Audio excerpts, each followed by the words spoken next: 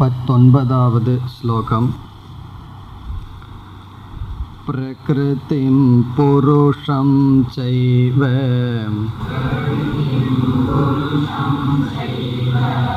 வித்யநாதி உபாவபி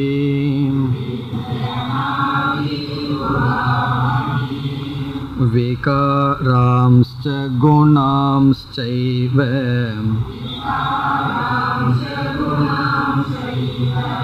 வித்தே பிரக்ருதி சம்பவான்.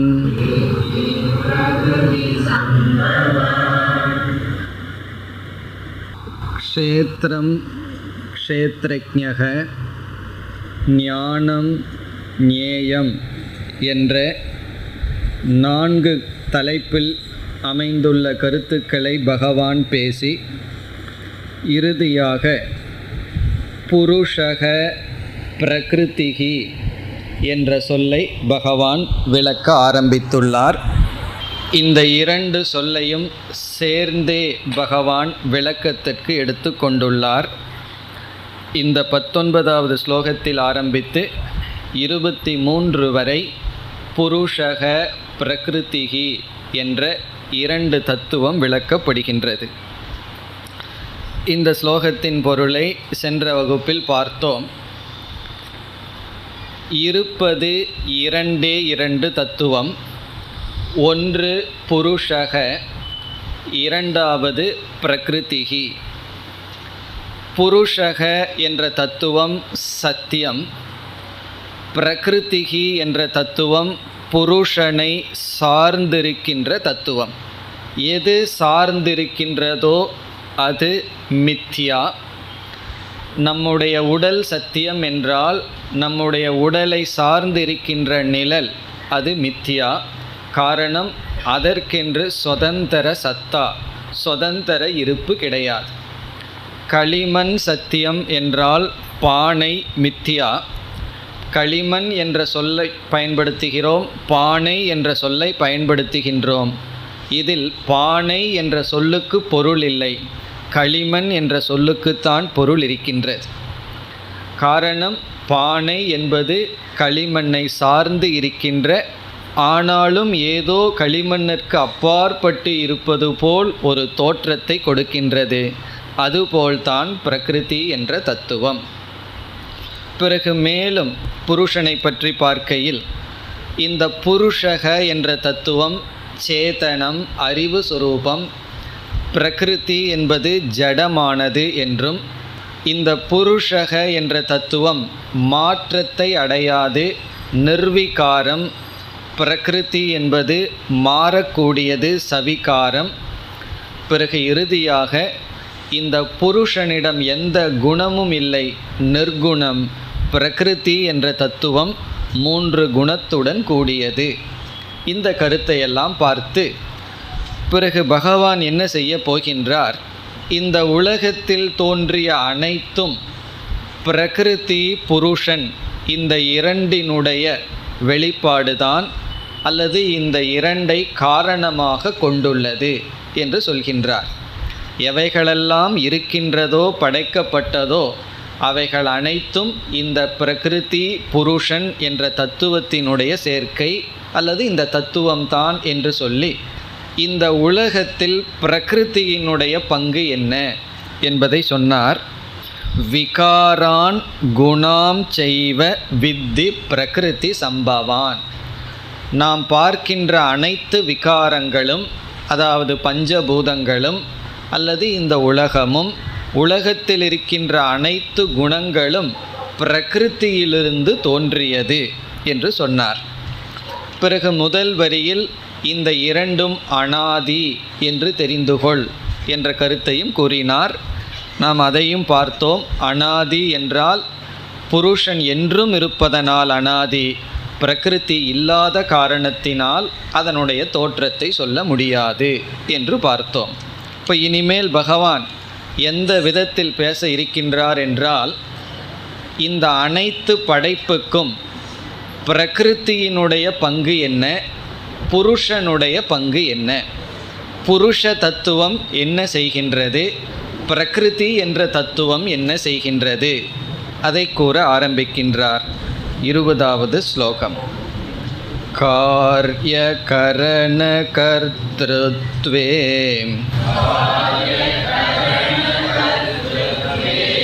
ஹேது பிரகிருதிருச்யதே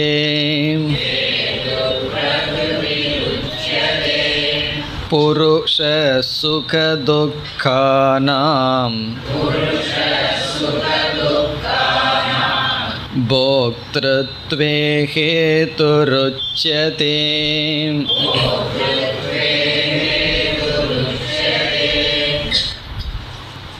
இங்கு பகவான் கருத்தை மிக தெளிவுபடுத்துகின்றார். இந்த உலகத்தில் தோன்றிய அனைத்திற்கும் பிரகிருத்தியினுடைய பங்கு என்றால் ரோல். பிரகிருதி என்ன ரோல், என்ன பங்கை செய்கிறது, புருஷன் என்ற தத்துவம் என்ன பங்கை செய்கின்றது. முதல் வரியில் பிரகிருத்தியினுடைய பங்கு அல்லது அதனுடைய காரியம், இந்த அனைத்து படைப்புக்கும் பிரகிருதி என்ன செய்கின்றது, பிரகிருத்தியினுடைய கான்ட்ரிபியூஷன், புருஷனுடைய கான்ட்ரிபியூஷன், இந்த இருவரும் என்ன செய்கிறார்கள். இந்த இரு தத்துவத்திற்கு மேலான வேறு தத்துவம் இல்லை. ஆகவே இந்த இரண்டினுடைய தனித்தனி பங்கை பகவான் கூறுகின்றார். முதல் வரியை பார்த்தால் காரிய கரண கர்த்ருத்வே ஹேதுகு பிரகிருதிஹி உச்யதே. காரியம் என்ற இந்த சொல்லிற்கு இந்த இடத்தில் உடல் என்று பொருள். ஷரீரம், நம்முடைய பாடி, நாம் பார்த்து அனுபவிக்கின்ற இந்த ஷரீரம் காரியம். கரணம் என்ற சொல்லிற்கு நம்முடைய மனம் என்று பொருள். சூக்ஷ்ம சரீரம். காரியம் என்றால் ஸ்தூல சரீரம், நாம் அனுபவிக்கின்ற இந்த உடல். கரணம் என்றால் நம்முடைய மனம், இந்திரியங்கள், இவைகளெல்லாம் சூக்ஷ்ம சரீரம். கர்த்ருத்வே என்றால் இவைகளின் தோற்றத்திற்கு. காரிய கரண கர்த்ருத்வே என்றால் நம்முடைய ஸ்தூல சூக்ஷ்ம சரீரத்தின் தோற்றத்திற்கு, உற்பத்திக்கு என்று பொருள். இவைகளை உருவாக்குவதற்கு, நம்முடைய ஸ்தூல சூக்ஷ்ம சரீரம் இவைகளை உருவாக்குவதற்கு ஹேதுகு என்றால் காரணம். இவைகளினுடைய தோற்றத்திற்கு காரணம் பிரகிருதிஹி உச்யதே, பிரகிருதி என்று சொல்லப்படுகிறது. இதனுடைய பொருள் என்ன? நம்முடைய ஸ்தூல சூக்ஷ்ம சரீரத்தினுடைய உற்பத்திக்கு காரணம் பிரகிருதிஹி. இதிலிருந்து என்ன சொல்கின்றார் பகவான்? இந்த உடலும் மனமும், பிறகு இந்த உலகத்தில் இருக்கின்ற பொருள்களும், அதை ஏற்கனவே சொல்லிவிட்டார். விகாரான் குணாம் செய்வன் ஏற்கனவே சென்ற ஸ்லோகத்தில் சொல்லிவிட்டார். இப்போ உலகத்தில் நாம் அனுபவிக்கின்ற பொருள்களும், நம்முடைய இந்த உடலும், நம்முடைய மனமும் பிரகிருத்தியிலிருந்து தோன்றியது. பிரகிருதி தான் காரணம். இப்போ பிரகிருதிஹி ஹேதுகு உச்யதே. எவைகளுக்கு? 3 தத்துவத்திற்கு. ஒன்று விஷயம், நாம் அனுபவிக்கின்ற இந்த உலகம், பிறகு நம்முடைய ஸ்தூல உடல், பிறகு நம்முடைய சூக்ஷ்ம சரீரம் மனம். இந்த சூக்ஷ்ம ஸ்தூல உடலும் இந்த உலகத்திற்கும் காரணம் பிரகிருதி. வேதாந்தத்துக்குள்ளே எப்பொழுதெல்லாம் காரணம்னு சொல்லும் பொழுதே எப்படிப்பட்ட காரணம்ங்கிற கேள்வி மனதிற்குள்ளே வரணும். உபாதான காரணமா, நிமித்த காரணமா என்று வர வேண்டும். இந்த 2 காரணம் என்ன என்பதை படித்துள்ளோம். இங்கு பிரகிருதிஹி ஹேதுகு என்ற இடத்தில் உபாதான காரணம் என்று புரிந்து கொள்ள வேண்டும். உபாதான காரணம்னா உடனே எது ஞாபகத்துக்கு வரணும்னு சொல்லியிருக்கோம்? களிமண் ஞாபகத்துக்கு வரணும். பானை உருவாக களிமண் உபாதான காரணம். அதை உருவாக்குகின்ற குயவனை நிமித்த காரணம்னு சொல்வோம். இப்போ இந்த இடத்துல களிமண் எப்படி பானைக்கு உபாதானமாக இருக்கோ, களிமண்ணே பானையாக மாறி இருக்கின்றதோ, அதே போல விதவிதமான நகைகளுக்கு தங்கம் எப்படி உபாதான காரணமோ, அதே போல இந்த உலகம், உடல், சூக்ஷ்ம சரீரமான மனம், இவைகளுக்கு உபாதான காரணம் பிரகிருதிகி. இப்படி சொல்வதிலிருந்து ஒரு பெரிய கருத்தை பகவான் சொல்லி இருக்கின்றார். என்ன? பிரகிருதிக்கு சில தன்மைகளை எல்லாம் நம்ம பார்த்தோம். இப்படிப்பட்ட தன்மையுடையது பிரகிருத்தின்னு பார்த்தோம். உபாதான காரணத்திலிருந்து ஒன்று தோன்றினால் அந்த காரியத்திலும் உபாதான காரணத்தினுடைய தன்மைகளெல்லாம் இருக்கும். களிமண்ணிலிருந்து பானைகள் செய்ததற்கு பிறகு அந்த பானையில் என்ன இருக்கும்னா களிமண்ணினுடைய தன்மை தான் இருக்குது. தங்கத்திலிருந்து நகைகள் செய்ததற்கு பிறகு நகைகளுக்குள்ள என்ன இருக்கும்? தங்கத்தினுடைய தன்மை தான் இருக்கும். அதே போல பிரகிருத்தியிலிருந்து இந்த உலகமும் உடலும் மனமும் வந்ததென்றால் இந்த உடல், மனம், உலகம் இதில் எதனுடைய தன்மை இருக்கும்? பிரகிருத்தியினுடைய தன்மை தான் இருக்கும். பிரகிருத்திக்கு என்னென்ன தன்மைகளெல்லாம் நம்ம பார்த்துருக்கின்றோம்? முதல் தன்மையே என்ன தன்மை? பிரகிருதி மித்யா அப்படின்னு பார்த்துருக்கோம். சார்ந்திருப்பது, ஜடமானது, மாற்றத்திற்கு உட்பட்டது என்றெல்லாம் நாம் பார்த்துள்ளோம். பிறகு முக்குணம் என்றெல்லாம் பார்த்துள்ளோம். இந்த தன்மை தான் உலகத்திலேயும் இருக்குது, உடலிலேயும் இருக்கின்றது, மனதிலேயும் இருக்கின்றது. இந்த மனம், உடல், உலகம் இவைகளுக்கு சுதந்திரமாக இருக்கின்ற தன்மை இல்லை. ஏதோ ஒன்றை சார்ந்து இருக்கின்றது, பிறகு மாறிக்கொண்டே இருக்கின்றது. இவைகளெல்லாம் பிரகிருதி என்று இங்கு பகவான் கூறிய காரணத்தினால். இப்போ பகவான் என்ன செய்துட்டாரு? இருக்கிறதே இந்த மூன்று தான். நம்ம மனம், நம்முடைய உடல், பிறகு இந்த உலகம். இது எல்லாமே பிரகிருத்தியிலிருந்து வந்ததுன்னு சொன்னால் இந்த புருஷனுக்கு தான் என்ன வேலை? அவர் என்ன தான் செய்தார்? அவருடைய கான்ட்ரிபியூஷன் தான் என்ன? இந்த புருஷ தத்துவம் ஒன்றுக்குமே உதவாததா என்ற கேள்வி வரும்பொழுது வேதாந்தத்தில் சொல்லுவார்கள், இந்த உலகத்திலேயே யூஸ்லெஸ் ஆப்ஜெக்ட், பிரயோஜனம் இல்லாதது எது என்றால் பிரம்மந்தான், இந்த புருஷன்தான். எதற்கும் பயன்படாது, பேசாமல் அது இருக்கு, சாட்சியாக ஒரு விதமான காரியத்திலையும் ஈடுபடாது. அப்படி என்றால் அந்த புருஷனுடைய கான்ட்ரிபியூஷன் என்ன? இந்த உலகத்துக்கு புருஷன் என்ன செய்கின்றார் என்ற கேள்வி வருகின்றது. அதை இரண்டாவது வரியில் பகவான் கூறுகின்றார். புருஷக சுகதுக்கானாம் போக்திருத்வே ஹேதுகு உச்சதே. புருஷக ஹேதுகு, இந்த புருஷனும் ஒரு காரணமாக இருக்கின்றார். இந்த இடத்துல புருஷகங்கிற வார்த்தைக்கெல்லாம் அர்த்தத்தை ஞாபகம் வச்சுருக்கணும். சென்ற வகுப்புலையெல்லாம் பார்த்துருக்கோம். புருஷகங்கிறதுக்கு என்ன அர்த்தம்? ரெண்டு அர்த்தம் கொடுத்தோம். புரீஷேதே, இந்த உடலில் சாட்சியாக விளங்கி கொண்டிருக்கின்ற அறிவு தத்துவம். சர்வம் பூரயதி, அனைத்தையும் வியாபித்திருக்கின்ற தத்துவம். அழியாத நிர்குண பிரம்ம என்றெல்லாம் பார்த்துள்ளோம். இந்த புருஷனும் ஹேதுகு உச்சதே, காரணமாகின்றார். எதற்கு காரணமாகின்றார்? இந்த புருஷன் எதற்கு காரணமாக இருக்கின்றார்? போக்திருத்வே, போக்தாவாக இருக்க, ஒன்றை அனுபவிக்க. போக்திருத்வே என்றால் அனுபவத்திற்கு, ஃபார் எக்ஸ்பீரியன்ஸ் என்று பொருள். போக்திருத்வே என்றால் அனுபவத்திற்கு. இனி எதனுடைய அனுபவத்திற்கு என்ற கேள்வி வருகின்றது. எந்த அனுபவத்திற்கு இந்த புருஷன் காரணம்? சுக துக்கானாம், சுகம் துக்கம் முதலிய என்று நாம் போட்டுக்கொள்ள வேண்டும். இன்பம் துன்பம், சுகம்னா இன்பம், துக்கம்னா துயரம். இன்பம் துன்பம் முதலிய அனைத்து அனுபவத்திற்கும் இந்த புருஷன் காரணம். இந்த புருஷ தத்துவமானது அனுபவத்திற்கு காரணமாகின்றது.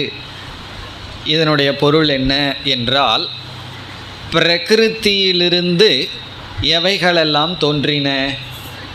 பிரகிருதி எவைகளுக்கு ஹேது என்றால் விஷயக, இந்த உலகத்தில் நாம் அனுபவிக்கப்படுகின்ற பொருள்கள், அதாவது பஞ்சபூதமாக இருக்கின்ற இந்த பிரபஞ்சம்.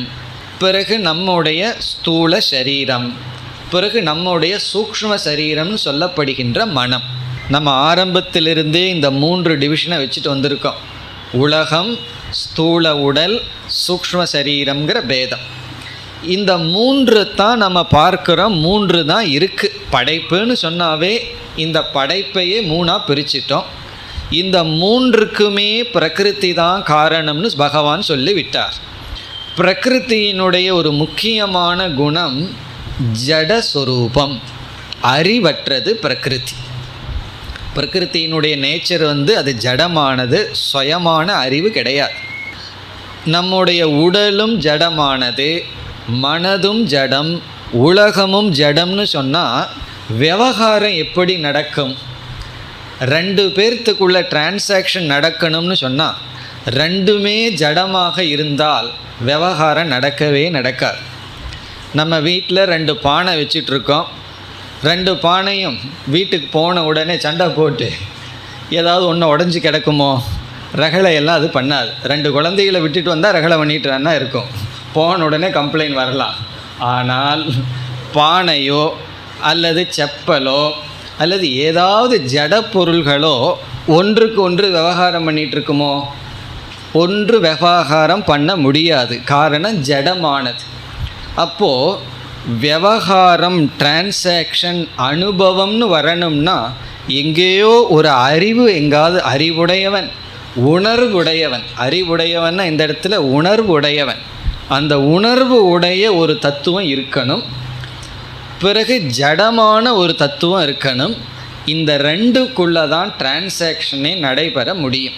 இந்த பிரகிருதி மட்டும் உடலாக, மனமாக, உலகமாக மாறி நின்றாலும் கூட அங்கே ஒரு விதமான விவகாரமும் ஒரு விதமான டிரான்சாக்ஷனும் நடக்கிறதுக்கு வாய்ப்பு கிடையாது. ஏன்னா பிரகிருதி சுபாவமாக ஜடமாக இருக்கிறது. அப்போ நம்ம விவகாரம் பண்ணணும்னு சொன்னாவே அதுக்கு ஃபஸ்ட்டு நிபந்தனை, முதல் நிபந்தனை என்னவென்றால், ஏதாவது ஒரு டிரான்சாக்ஷன் நடக்கணும்னா முதல் நிபந்தனை சப்ஜெக்ட் ஆப்ஜெக்ட்டுங்கிற டிவிஷன். அனுபவிப்பவன், அனுபவிக்கப்படும் பொருள் அப்படிங்கிற ஒரு வேற்றுமை தோன்றியாக வேண்டும். அந்த வேற்றுமை தோன்றாத வரைக்கும் எந்த விவகாரமும் கிடையாது, எந்த ரகளையும் கிடையாது, எந்த சந்தோஷமும் கிடையாது. ஒரு சுகமோ துக்கமோ மோகமோ ஒன்றும் கிடையாது.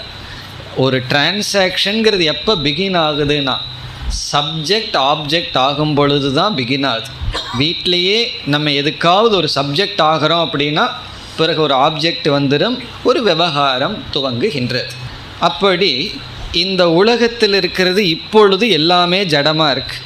உலகமும் ஜடமாக இருக்குது, ஸ்தூல சரீரமும் ஜடம், நம்முடைய சூக்ஷ்ம சரீரம் மனதும் ஜடம்.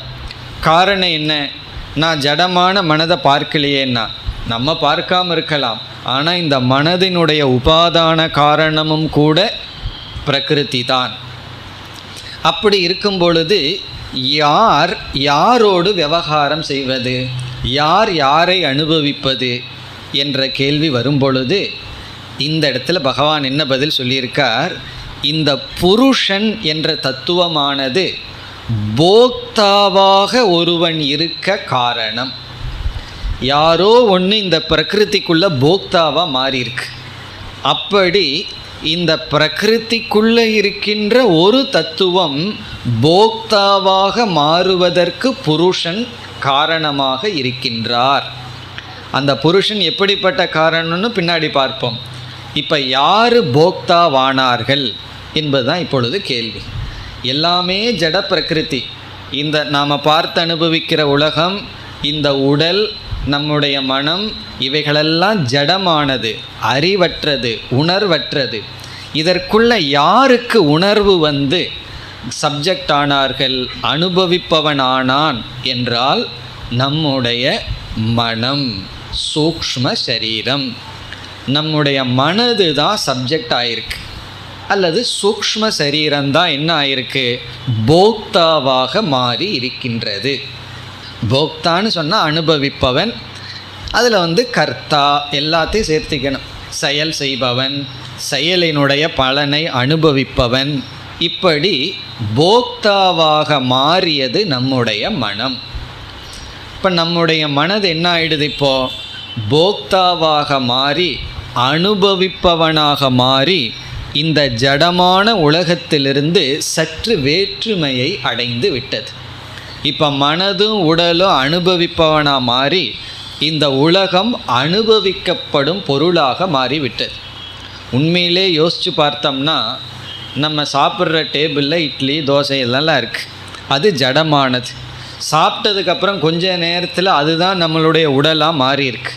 அப்போது வெளியே இருந்த அந்த பதார்த்தத்துக்கும் உடலுக்கு என்ன வித்தியாசம்னா ஒன்று தான்.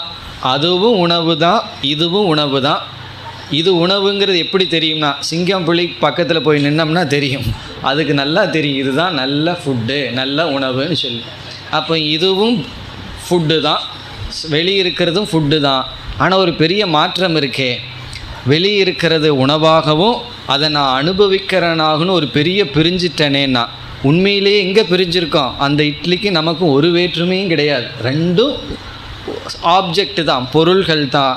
இருந்தாலும் இது அனுபவிக்கப்படும் பொருள், இவன் அனுபவிப்பவன், ஒரு பெரிய டிவிஷன் இந்த உலகத்திற்குள் வந்துள்ளது. அதுக்கு என்ன காரணம்னா இந்த சும்மா இருந்த புருஷன்தான் காரணம். சில பேர் சும்மா இருந்துட்டு தான் பெரிய வேலையை செய்து விடுவார்கள். அப்படி இந்த புருஷன் என்ன செய்து விட்டாராம்? பேசாமல் இருந்திருக்கலாம், இந்த பிரகிருதிக்குள்ளிருக்கின்ற மனதில் தன்னுடைய அறிவை கொடுத்து விட்டார். இந்த புருஷன் சேதன தத்துவம்னு பார்த்துருக்கோம். அறிவு சுரூபமான புருஷன் என்ன செய்து விட்டார்? இந்த பிரகிருதிக்குள்ளே எத்தனையோ இருக்குது, ஜடமான இந்த உலகம் இருக்குது, அதுக்குள்ளே தன்னுடைய அறிவை கொடுக்கல. கொடுத்துருந்தால் ஒன்றுமே நடக்காது, கல் மண் மலைகளெல்லாம் நகர ஆரம்பிச்சிடும். அதுக்குள்ளே அறிவை கொடுக்காம இந்த ஸ்தூல சரீரத்துக்கும் அறிவை கொடுக்கல. இந்த ஸ்தூல உடலுக்கு அறிவை கொடுத்துருந்தால் என்ன ஆகும்? டெட் பாடிங்கிறது ஒன்று உருவாகவே உருவாகாது. இந்த ஸ்தூல சரீரத்துக்கு அறிவை கொடுக்காம மனதில் மட்டும் தன்னுடைய அறிவை கொடுத்துள்ளார். எப்படின்னா, சூரியன் ஒரு பானைக்குள்ளே தண்ணீர், அந்த தண்ணீருக்குள்ளே தன்னை போல ஒரு பிரதிபிம்பத்தை உருவாக்குனது போல இந்த புருஷக என்ற தத்துவம் தன்னுடைய அறிவு சொரூபத்தை மனதில் பிரதிபிம்பிக்கும்படி செய்து விட்டார். அதனுடைய விளைவு என்னாச்சுன்னா, இந்த மனது அறிவுடைய உணர்வுடைய பொருளாக மாறிவிட்டது. ஆகவே இப்போ நம்ம பிரகிருத்தியை அல்லது இந்த உலகத்தை இரண்டாக பிரிக்கின்றோம். எப்படி என்றால், ஜடமான பிரகிருதி, சேதனமான பிரகிருத்தின்னு இப்போ பிரகிருதி இரண்டாக பிரிக்கப்படுகிறது. ஜடமான பிரகிருத்தின்னு என்ன? விஷயம், இந்த உலகம். சேதனமான பிரகிருதி, இதை சொன்ன உடனே குழப்பம் வரலாம். பிரகிருதி தான் நீங்கள் ஜடம்னு ஏற்கனவே சொல்லிவிட்டீர்களே, அது எப்படி சேதனமான பிரகிருத்தினா? சுயமாக சேதனமான பிரகிருதி அல்ல, தன்னுடைய சொரூபம் ஜடம்தான். ஆனால் வேற புருஷனிடமிருந்து அறிவை வாங்கி அறிவு உடையது போல் செயல்பட்டு கொண்டிருப்பது என்ன என்றால் நம்முடைய மனம். அந்த மனம் எவ்வளவு காலம் இந்த ஸ்தூல சரீரத்தில் ஒட்டி இருக்கோ அவ்வளவு காலம் ஸ்தூல சரீரமும் சேதனமாக இருக்கின்றது. இப்போ நம்ம உடலுக்கு ஏன் அந்த உணர்வு வந்ததுன்னா, மனது உடலில் ஒட்டி இருப்பதனால். அது எப்படி கண்டுபிடிக்கலாம்? உறங்கும் போதே கண்டுபிடிச்சிடலாம். ஒருவன் ஆழ்ந்து உறங்கி கொண்டிருக்கின்றான், மனது உடலில் அபிமானம் வைக்கவில்லை என்றால் இந்த உடல் ஜடத்தை போல. அதனால தான் என்ன சொல்லுவார்கள் தெரியுமோ? கட்டையை போல தூங்குகின்றான்னு சொல்லுவார்கள். தூங்கும்போது கட்டை தான். காரணம் என்ன? தூங்கும் பொழுது இந்த உடல் ஜடமாக இருக்கின்றது. அல்லது கோமா, இந்த மாதிரி ஒரு ஸ்டேஜ் போயிட்டால் உடலை என்ன செய்தாலும் தெரியாது. காரணம் என்ன? மனது உடலில் அபிமானம் வச்சாதான் உடலுக்கு ஒரு உணர்வு. உடல் அபிமானத்தை மனது எடுத்து விட்டால் உடலும் ஜட பிரகிருத்தியில் சேர்ந்து விடுகிறது. இப்போ பிரகிருதி இரண்டாக பிரிந்துள்ளது. எப்படின்னா, சேதனமான பிரகிருதி அது நம்முடைய மனம், அந்த மனதில் தான் கர்த்தாவாக போக்தாவாக, கர்த்தான செயல் செய்பவன், போக்தான்னா அந்த செயலினுடைய பலனை அனுபவிக்கின்றான், விதவிதமான உணர்வுகளை அனுபவிக்கின்றான். சுகம், துக்கம், பிறகு கோபம், பொறாமை, அன்பு, வெறுப்பு, இப்படி விதவிதமான உணர்வுகளை மனம் அனுபவிக்கின்றது. அப்படி அந்த அனுபவிப்பதற்கு காரணம், மனதில் அந்த உணர்வு வருவதற்கு காரணம் புருஷக. அதைத்தான் இங்கே பகவான் 2வது வரியில் சொல்கிறார். புருஷக போக்திருத்துவே ஹேதுகு. புருஷனானவன், புருஷன் என்ற தத்துவம் மனதில் அனுபவிக்கின்ற உணர்வுகளுக்கு காரணமாக இருக்கிறது. இங்கே எப்படிப்பட்ட ஹேது என்பது அடுத்த கேள்வி. பிரகிருதி எப்படிப்பட்ட ஹேதுன்னு பார்த்தோம், உபாதான காரணம். புருஷன் எப்படிப்பட்ட ஹேது என்றால் நிமித்த காரணம். புருஷனுடைய நிமித்தத்தில் இது நடக்கின்றது. அப்போ இங்கே புருஷக போக்திருத்வே நிமித்த ஹேதுகு, பிரகிருதிகி கர்த்திருத்வே உபாதான ஹேதுகு. பிரகிருதியானது உபாதான காரணம், புருஷனானது நிமித்த காரணம். இப்போ நிமித்த காரணமே 2 விதத்தில் இருக்குது. ஒன்று சில நிமித்த காரணம் மாற்றத்தை அடையாமல் நிமித்தமாக இருக்கும். சில நிமித்த காரணம் கொஞ்சம் செயல்படணும். இப்போ பானை உருவாக களிமண் உபாதான காரணம்னு பார்த்தோம். குயவன் நிமித்த காரணம். அவன் நிமித்த காரணம்னா எப்படிப்பட்ட நிமித்த காரணம்? களிமண் பக்கத்தில் போய் உட்கார்ந்து அப்படியே பார்த்துட்டு இருந்தான்னு வச்சுக்கோமே, அது அப்படியே பானையாக மாறிடுமா? மாறாது. அவன் கொஞ்சம் செயல்படணும், ஒரு மாற்றம், ஒரு உழைப்பு அவன் கொடுக்கணும். கர்மத்தை கொடுத்து தான் மாற்ற முடியும். அப்படி ஒரு நிமித்த காரணம். அதே போல் இந்த புருஷன் என்ன செய்தார்? மனதிற்குள்ள அறிவை கொடுக்கறதுக்கு இந்த குயவன் என்ன கஷ்டப்பட்டானோ அப்படி புருஷன் ஏதாவது செய்தாரா என்றால் அப்படியல்ல. இங்கு நிர்விகார நிமித்த காரணம். நிர்விகாரம்னா மாற்றத்தை அடையாமல், எந்த மாற்றத்தை அடையாமல் நிமித்தம் என்று சொல்வார்கள். நிமித்த மாத்திர நிமித்த காரணம். அதனுடைய ப்ரெசன்ஸே, சாநித்தியமே போதும். அதுக்கு என்ன உதாரணம்னா, ஆஃபீஸில் மேனேஜிங் டைரக்டர் இருந்தாவே போதும், அவர்கள் ஒழுங்காக வேலை செய்வார்கள். அப்போ ஒழுங்காக ஆஃபீஸில் அரட்டை அடிக்காமல் எல்லாம் வேலை செய்கிறார்கள்னா நிமித்த காரணம் யாருன்னா அவர் தான். அவர் உள்ளே தூங்கிட்டும் கூட இருக்கலாம், அவர் இருக்கார்ங்கிற அந்த ப்ரெசன்ஸே போதும், ஒன்றும் செய்ய வேண்டாம். அல்லது சாஸ்திரத்தில் கொடுக்குற உதாரணம் ராஜா உதாரணம். அந்த அரண்மனையில் ராஜா அமர்ந்து கொண்டிருந்தால் அவர்களுடைய காரியத்தை செய்வார்களாம். ராஜா வீட்டுக்கு போயிட்டார்னா அப்புறம் அவர்கள் ராஜா, அங்கே இருக்கிறவர்களெல்லாம் ராஜா. அதே போல் ஆஃபீஸ்லேயும் அப்படித்தான்.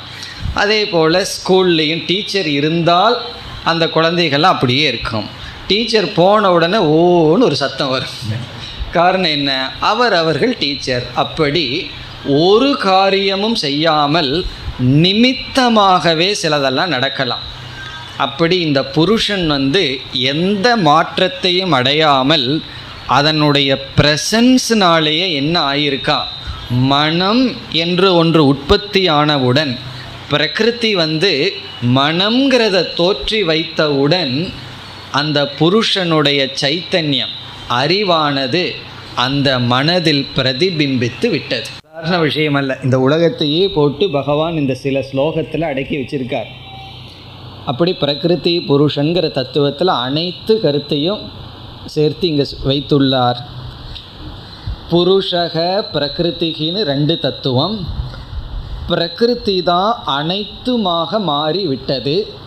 அந்த பிரகிருதி தான் மாயைன்னு வேற பார்த்துருக்கோம். இப்போ மாயையினுடைய விகாரம், விகிருத்தி தான் இவைகள் எல்லாமே ஜடமாக இருந்தால் ஒரு விதமான விவகாரமும் ஒன்றும் நடக்காது.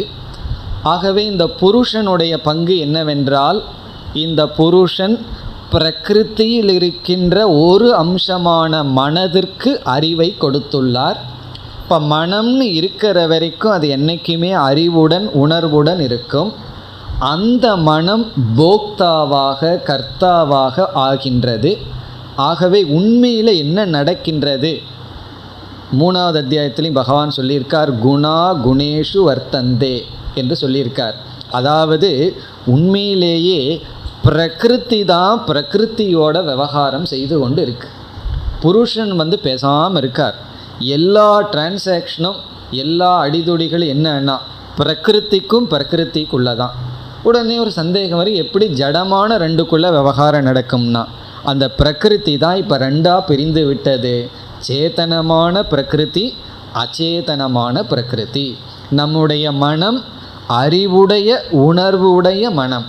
எங்கிருந்து உணர்வு கிடைச்சது? புருஷனிடமிருந்து கிடைத்த உணர்வுடைய மனம் சப்ஜெக்ட் ஆயிடுது, இந்த உலகம் ஆப்ஜெக்ட் ஆயிடுது. இப்போது இந்த உடலையும் உலகத்தையும் ரொம்ப பெருசாக பிரித்து வச்சுருக்கோம். காரணம் என்ன? இந்த உடலில் உணர்வு இருப்பதனால். இந்த மனது உடலை விட்டு போயிடுதுன்னு வச்சுக்குவோமே, அந்த சரீரம் இருக்கே அது இந்த உலகத்தில் இருக்கின்ற ஒரு பொருளுக்கு சமம். அது மட்டுமல்ல, உலகத்தில் இருக்கிற பொருளை விட ரொம்ப கீழ்மையானது. எவ்வளோ குயிக்காக டிஸ்போஸ் பண்ணணுமோ அவ்வளோ குயிக்காக டிஸ்போஸ் பண்ணுறதுக்கு முயற்சி செய்து கொண்டு இருப்பார்கள். அது வரைக்கும் சென்ட்டு போட்டு எல்லாம் பண்ணி அப்ளை பண்ணி இந்த உடலுக்கு கொடுத்த மரியாதை இருக்கே, அதற்கு பிறகு என்னென்னா அவர்னு கூட சொல்ல மாட்டார்கள், அது என்று சொல்லி இந்த உலகத்தில் இருக்கின்ற கல்லு மண்ணை விட கீழ்மையாக அது நடத்தப்பட்டு அது சீக்கிரம் மண்ணோட மண்ணாக சாம்பல் ஆகணும். அப்பொழுது இந்த உடலுக்கும் உலகத்துக்கும் வேறுபாடு இல்லை. இருந்தாலும் இந்த உடலை மட்டும் எவ்வளவு பாதுகாக்கின்றோ ஒரு உணர்வு வருதுன்னா மனம் உடலுக்குள் இருப்பதனால்.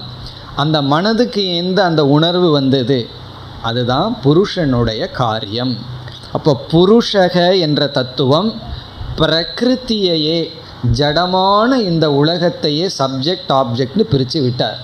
காரணம் என்ன? ஒரு இடத்துல மட்டும் தன்னுடைய அறிவை கொடுத்து அது போக்தாவாகவும் இந்த உலகம் போக்கியமாகவும் மாறிவிட்டது.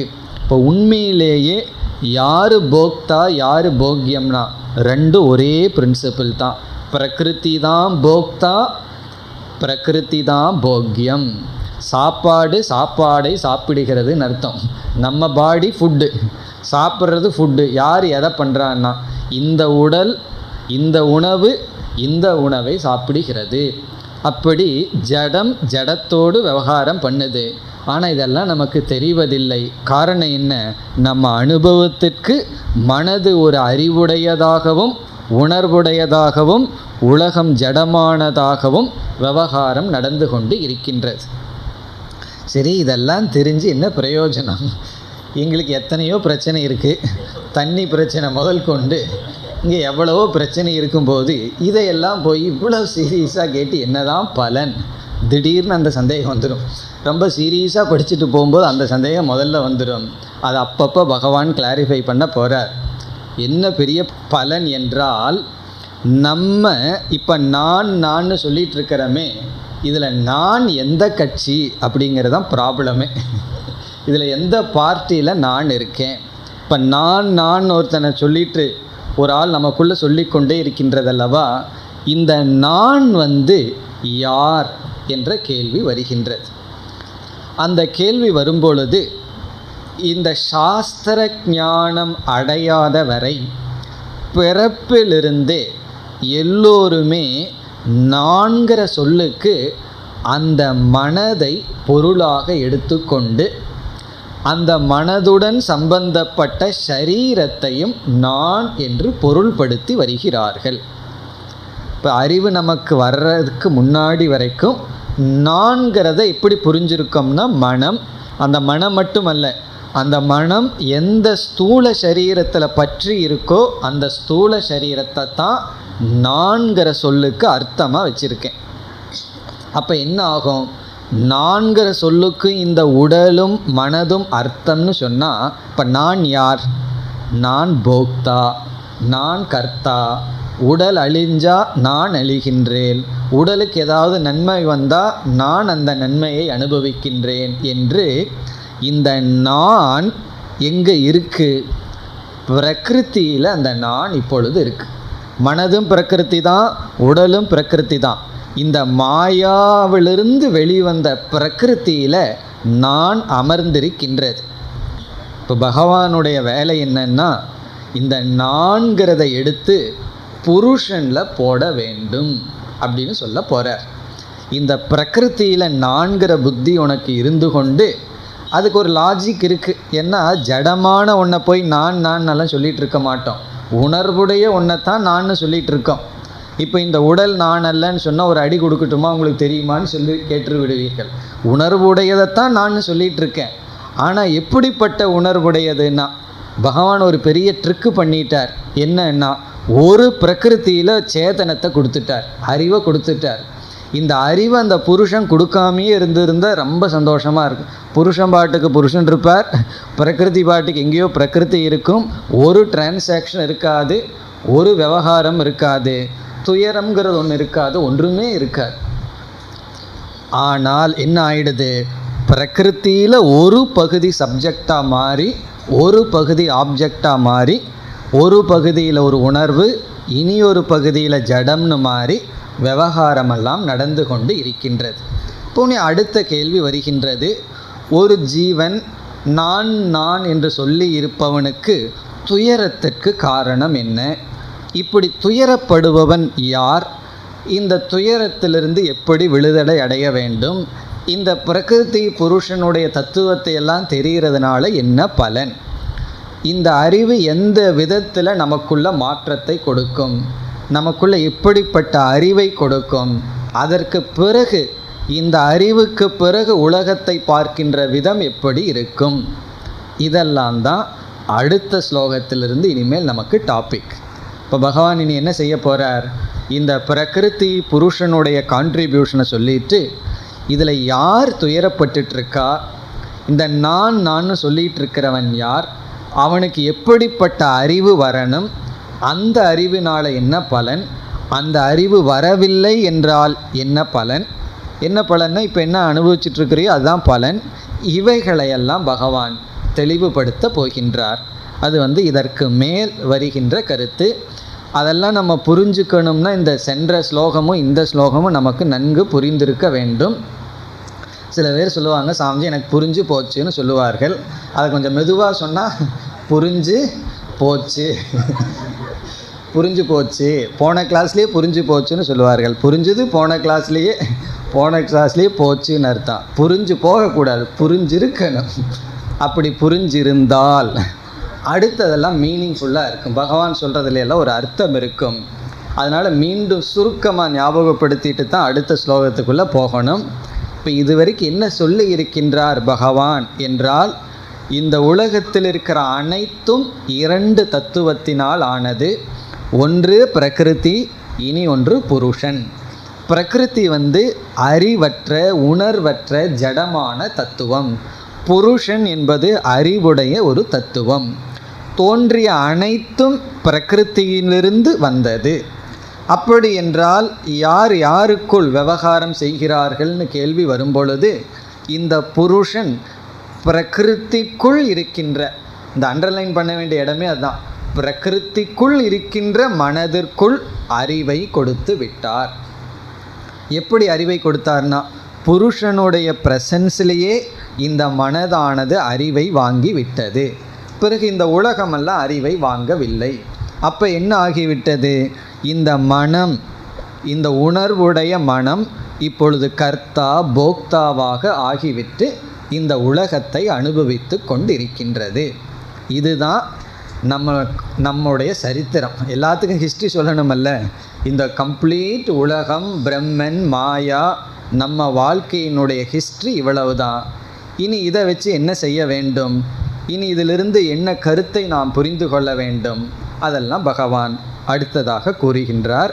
இப்போ இந்த 20வது ஸ்லோகத்தில் காரிய கரண கர்த்திருத்வே ஹேதுகு பிரகிருதிஹி, ஷரீரம் மனம் இவைகளினுடைய தோற்றத்திற்கு உபாதான காரணம் பிரகிருதி, சுகம் துக்கம் முதலிய அனுபவங்களினுடைய அனுபவத்திற்கு, சுகம் துக்கம் முதலிய போக்திருத்வேன அனுபவத்திற்கு, இந்த அனுபவம் எங்கே நடக்குதுன்னு இங்கே பகவான் சொல்லவில்லை, நம்முடைய மனதில் நடக்கின்றது, சூக்ஷ்ம சரீரத்தில் நடக்கின்ற இந்த அனுபவத்திற்கு புருஷக நிர்விகார நிமித்த காரணம், மாற்றமடையாமல் நிமித்த காரணம் என்று சொல்லப்படுகின்றது. ஏன் பகவான் நான் சொல்கிறேன்னு சொல்லலை, சொல்லப்படுகிறதுன்னு சொல்கிறார்? உபனிஷத்துக்களில் இவ்விதம் சொல்லப்படுகின்றது என்று சொன்னார். இனி இந்த அறிவு வச்சுட்டு நம்ம மேற்கொண்டு என்ன செய்ய வேண்டும்? யார் துயரப்படுகிறார்கள், துயரத்துக்கு காரணம் என்ன, இது போன்ற கருத்துக்களை எல்லாம் அடுத்த ஸ்லோகத்திலிருந்து தொடர்கின்றார். 21. புருஷ பிரகிருதிஸ்தோஹி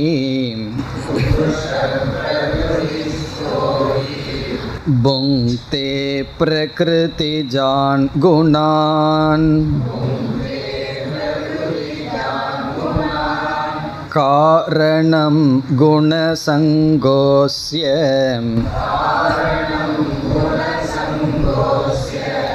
சதசத்யோனி ஜென்மசு.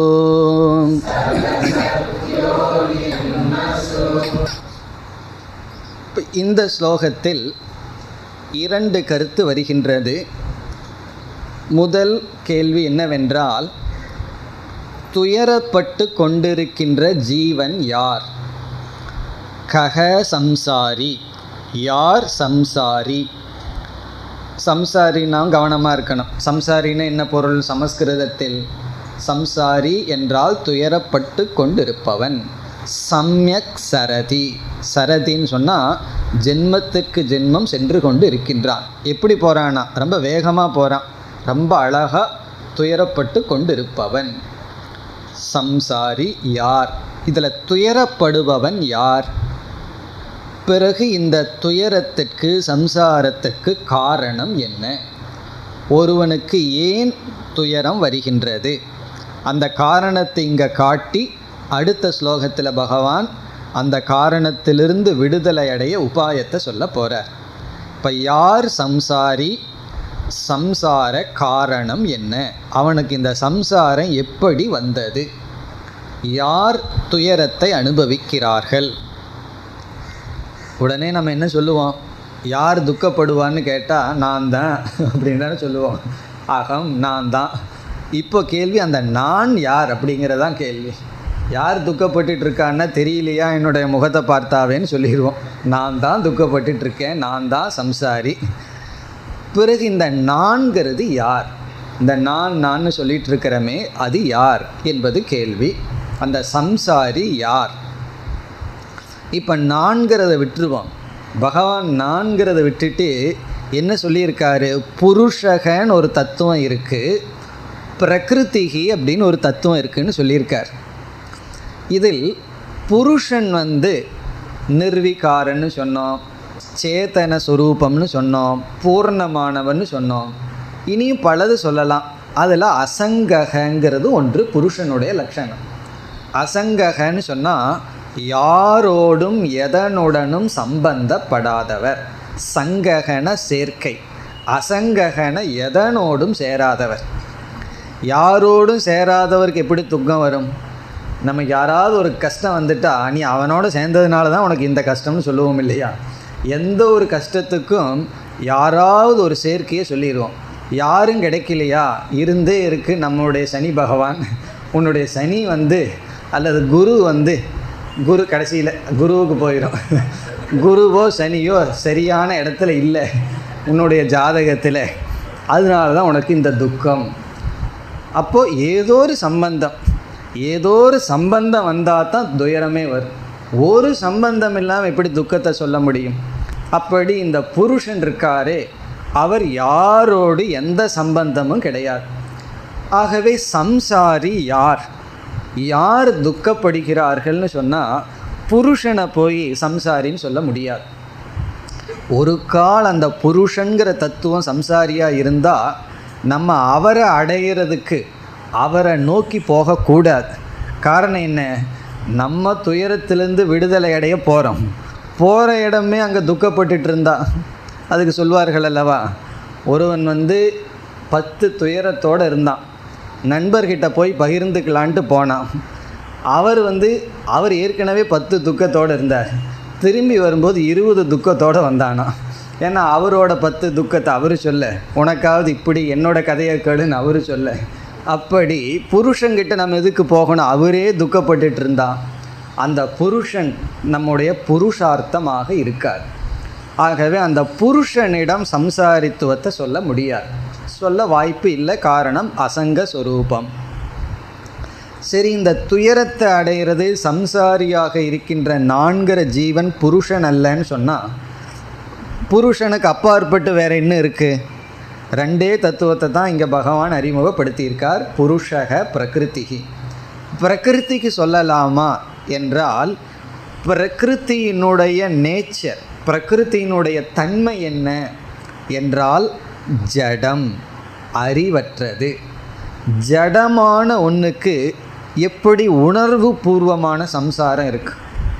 கல் இருக்குது, பாறை இருக்குது, அது பக்கத்து மலையை பார்த்து பொறாமப்பட்டுட்டோ, துக்கப்பட்டுட்டோ, அல்லது கோவப்பட்டுட்டோ, அல்லது காம்ப்ளெக்ஸோடு இருக்குமான்னா இருக்காது. மிருகங்களே அப்படி இருக்கிறது இல்லை.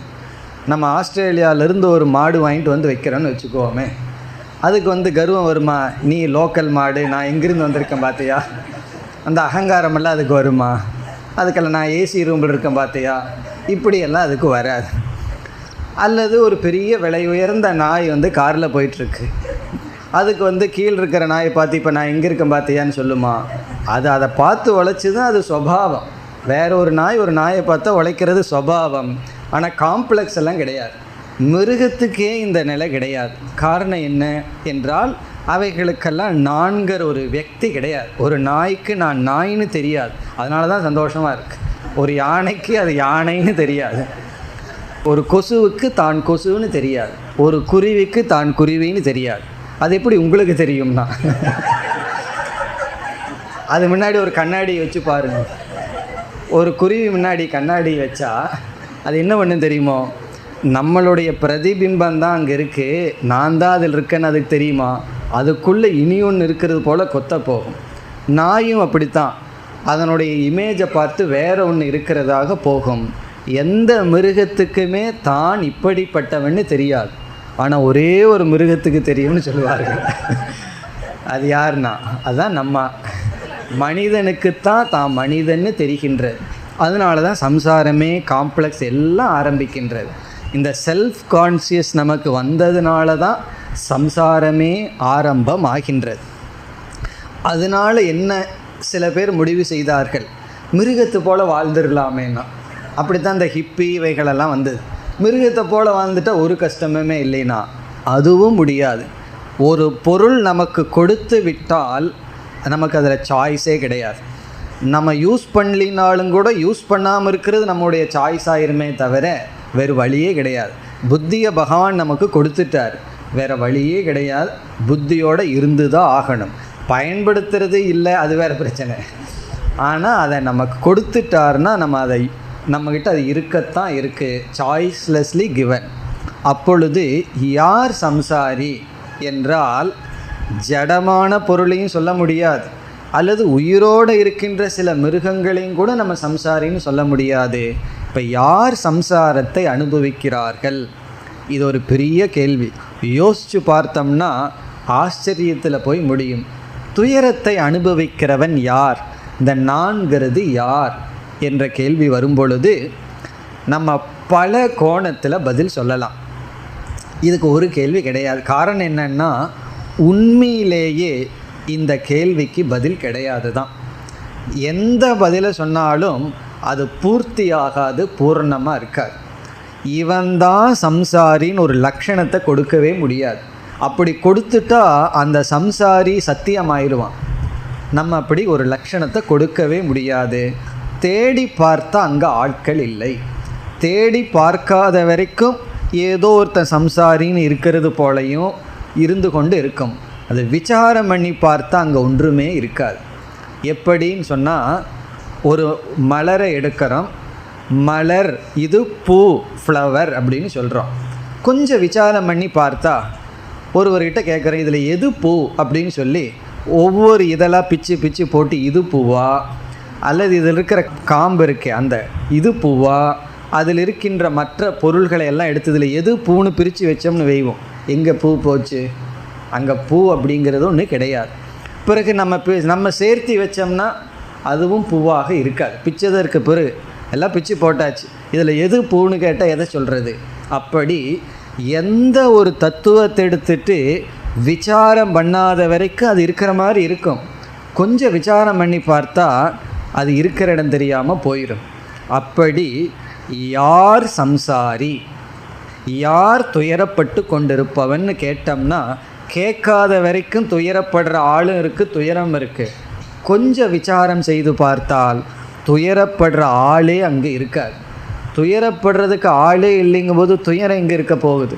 அது தெரியாமல் தான் துயரப்படுற ஆள் இருக்கிற மாதிரியும் துயரம் இருக்கிற மாதிரியும் அனுபவிச்சிட்ருக்கோம். இப்போ அந்த கருத்து இங்கே பகவான் சொல்ல போகிறார். இங்கே பகவான் என்ன சொல்கிறாருன்னா, யார் சம்சாரின்னு சொல்கிறது? ஜடமான பிரகிருத்தியை சம்சாரின்னு சொல்ல முடியாது. மனசை தான் சம்சாரின்னா அதுவும் ஜடந்தான், அதற்கும் உணர்வு கிடையாது. பிறகு புருஷங்கிற தத்துவத்திற்கும் சம்சாரம் கிடையாது. பிறகு யாரைத்தான் சம்சாரின்னு சொல்கிறதுனா, பகவான் என்ன சொல்கிறார், இந்த புருஷன்தான் சம்சாரியாக உனக்கு காட்சியளித்து கொண்டிருக்கின்றார். இந்த புருஷன்தான் சம்சாரின்றார். அது எப்படி அந்த புருஷன் சம்சாரியாக இருக்க முடியும் என்றால், இதில் எதுவுமே சம்சாரியாக இருக்க முடியாது. துயரப்படுறவன் யார்னா நான் தான் சொல்லிகிட்டு இருக்கோம். அந்த நான்கிறது தான் யாருன்னா அர்த்தமே இல்லை. சிந்திக்காத வரை அர்த்தம் இருக்குது, சிந்திச்சிட்டா அது ஒரு பொருளே இல்லை. பிறகு இந்த இடத்துல பகவான் என்ன சொல்கிறார், வேறு எந்த இடத்துலையும் போட முடியாதுங்கிற காரணத்தினால யார் சம்சாரிங்கிறதுக்கு ட்ரேஸ் பண்ணுறதுக்கு எந்த இடத்துலையும் போட முடியாது. இந்த அகில பிரபஞ்சத்தையே அந்த பிரம்மத்தின் மீது தானே ஏற்றி வச்சுருக்கோம், புருஷன் மீது தானே ஏற்றி வச்சுருக்கோம். அதனால் இங்கே பகவான் சொல்கிறார், அந்த சம்சாரியையும் புருஷன் மீதே ஏற்றி வைப்போம். அது உண்மையாக இருந்தால் பரவாயில்ல, உண்மையாக இல்லை. இந்த பிரகிருத்தியே புருஷன் மீது இருக்கிறது போல, சார்ந்து இருக்கிறது போல, இந்த சம்சாரியும் புருஷனைத்தான் சார்ந்து இருக்கின்றது.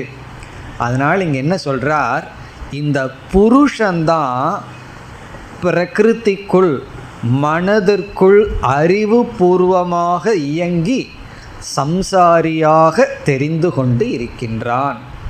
அப்போ யார் சம்சாரினா பகவான் தான் சம்சாரி.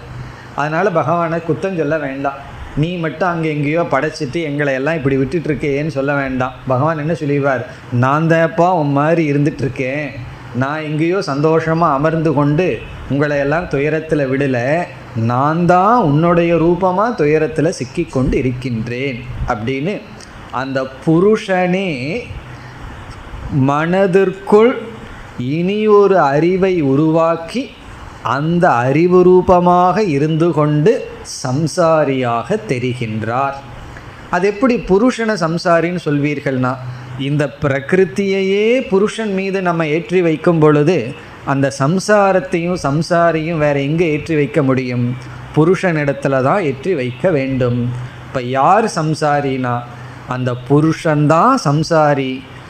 மோக்ஷம் எப்படின்னா, இனிமேல் சொல்லப்போகின்ற ஞானம் அந்த புருஷனுக்கு வந்தால் அந்த புருஷன் மோட்சத்தை அடைகின்றான். இது இங்கே பகவான் சொல்கிற பதில். இந்த பதிலை ஜீர்ணிச்சுக்கிறது கொஞ்சம் கடினம். கொஞ்சம் ஜீர்ணிக்கிற மாதிரி பதில் சொல்ல வேண்டும் என்றால் என்ன சொல்லலாம், நம்முடைய மனது தான் சம்சாரி. அந்த மனதிற்குள் இருக்கின்ற அறிவு இருக்கே, அந்த உணர்வு, புருஷனுடைய பிரதிபிம்பத்தை வாங்கிட்டு இருக்கிற அறிவு, அதுதான் சம்சாரி, அதுதான் மோட்சத்தை அடைய வேண்டும். அதில் நான் இருப்பதனால் நான் சம்சாரி. இப்போ நான் எது வரைக்கும் சம்சாரினா, அந்த மனதில் நான்கிற புத்தி இருக்கிற வரைக்கும் நான் சம்சாரி. அந்த மனதில் நான்கிற புத்தியை நான் நீக்கிவிட்டால் அந்த சம்சாரமெல்லாம் மனசுக்கு போகின்றது. நான் வேடிக்கை பார்ப்பவன், என்னை புருஷங்கிற லிஸ்ட்டில் சேர்த்தி கொண்டு இந்த மனதிலிருந்து நான் என்னை பிரிக்க வேண்டும். இப்போது ஒரு வீட்டில் கஷ்டம் இருக்குது, எத்தனையோ ரகல சங்கடம் இருக்குது. நம்ம பக்கத்து வீட்டில் இருந்துட்டு வேடிக்கை பார்க்குறோம். அங்கே வேடிக்கை பார்க்கும்போது நமக்குள்ளே என்ன வருது, ஒருவருடைய மனம் துயரப்படுது, ஒருவருக்கு கஷ்டம் இருக்குது. இதையெல்லாம் நம்ம என்ன பண்ணிகிட்ருக்கோம், வேடிக்கை பார்க்குறோம். அப்படி பகவான் என்ன சொல்ல போகிறார், உன்னுடைய மனதையே வேடிக்கை பாருன்னு சொல்கிறார். உன்னுடைய மனது, உன்னுடைய உடல், இதற்குள்ளே வர்ற கோலாகலங்களை எல்லாம் என்ன பண்ணிட்டு வேடிக்கை பாரு. அப்படி நீ வேடிக்கை பார்க்கணும்னு சொன்னால் மனதிற்கு மேலே நீ இருக்கணும். அப்போ நீ எதை ஆதாரமாக வச்சு இருப்பன்னா உன்னை அந்த புருஷ தத்துவம் என்று புரிந்து கொண்டு இந்த மனதை வேடிக்கை பார்த்தால் மோட்சம் என்றெல்லாம் பகவான் சொல்ல போகின்றார்.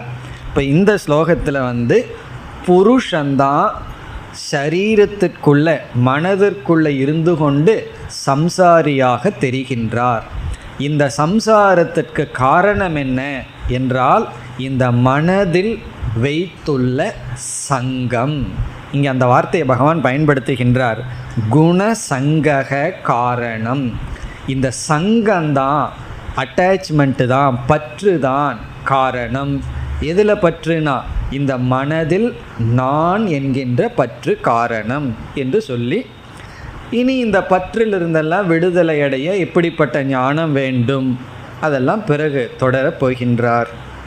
அடுத்த வகுப்பில் தொடரலாம். ஓம் பூர்ணமத பூர்ணமிதம் பூர்ணாத் பூர்ணமுதச்யதே பூர்ணஸ்ய பூர்ணமாதாய பூர்ணமேவாவசிஷ்யதே. ஓம் சாந்தி சாந்தி சாந்தி.